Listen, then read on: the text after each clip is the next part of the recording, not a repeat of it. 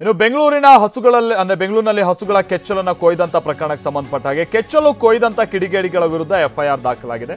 ಕಾಟನ್ಪೇಟೆ ಠಾಣೆಯಲ್ಲಿ ಎಫ್ಐಆರ್ ದಾಖಲಾಗಿದ್ದು ಪ್ರಾಣಿ ಹಿಂಸಾಚಾರ ತಡೆ ಕಾಯ್ದೆ ಅಡಿ ಕೇಸ್ ದಾಖಲಾಗಿದೆ. ಕೃತ್ಯ ಎಸಗಿದಂತವರ ಪತ್ತೆಗಾಗಿ ಪೊಲೀಸರು ಶೋಧ ಕಾರ್ಯವನ್ನ ನಡೆಸ್ತಾ ಇದ್ದಾರೆ.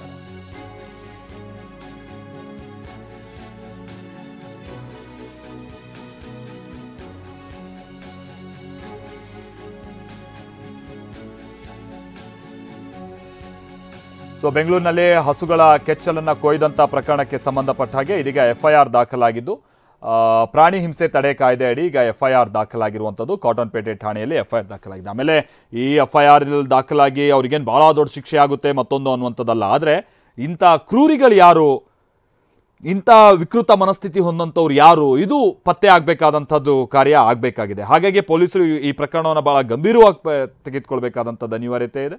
ಯಾಕಂದರೆ ಇಂಥ ಮೂಕ ಪ್ರಾಣಿಗಳನ್ನು ಹೀಗೆ ಕೆಚ್ಚಲನ್ನೆಲ್ಲ ಕೊಯ್ದು ವಿಕೃತಿ ಮೆರಿತಾರೆ ಅಂತ ಅಂದರೆ ಮುಂದಿದು ಯಾವ ಹಂತಕ್ಕೆ ಹೋಗುತ್ತೆ ಮತ್ತೊಂದು ಅನ್ನುವಂಥದ್ದು ಅವರಿಗೆಲ್ಲ ಅರಿವಿದ್ದೇ ಮಾಡಿರುವಂಥದ್ದು ಘಟನೆ ಇದು ಅಥವಾ ಕೃತ್ಯ ಇದು. ಸೊ ಈಗ ಮುಖ್ಯಮಂತ್ರಿಗಳು ಕೂಡ ಹೇಳಿದಾಗೆ ಇದನ್ನು ಪತ್ತೆ ಹಚ್ಚೋ ಕಾರ್ಯ ಆಗಬೇಕಿದೆ.